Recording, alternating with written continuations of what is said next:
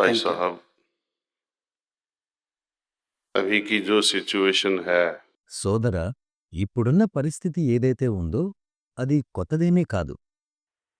wars been happening on this planet చాలా చాలా కాలం నుండి ఈ భూగ్రహం మీద యుద్ధాలు జరుగుతూనే ఉన్నాయి. శాంతి ఎప్పుడూ లేదు. पीस, शांति की अनुभूति శాంతి యొక్క అనుభూతి మన మీద ఆధారపడి ఉంటుంది. Sri Krishna, even during the war, he was sthit prajna. శ్రీకృష్ణుడు యుద్ధ సమయంలో కూడా స్థితప్రజ్ఞుడిగా ఉన్నారు. వారు తన జ్ఞానంతో తనలో తాను స్థిరంగా ఉన్నారు. We all can attain that. మనందరమూ కూడా దాన్ని సాధించగలం. భగవద్గీతను సరిగ్గా చదవండి.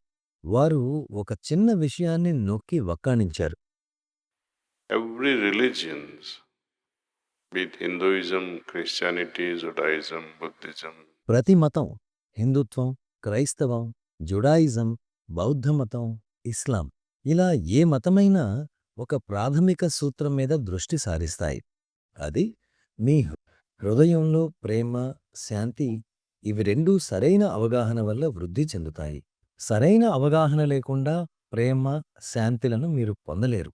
ధ్యానం మనకు అవి పెంపొందించుకోవడానికి సహాయం చేస్తుంది.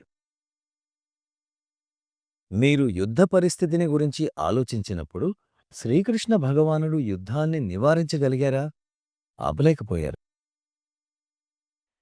can you avoid the war?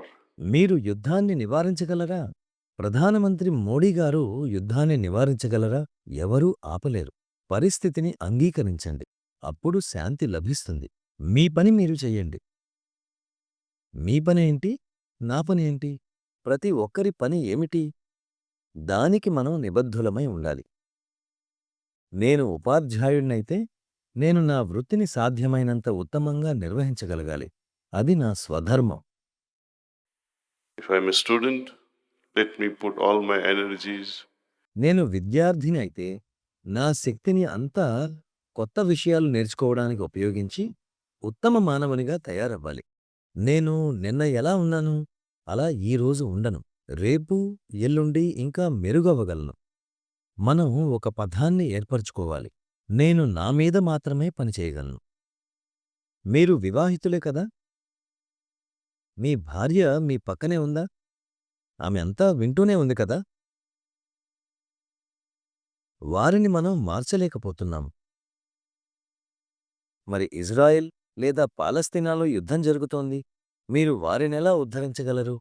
అది మనకు వీలుకాని పని. అప్పుడు మనం దాని గురించి ఆలోచించడం ఎందుకు?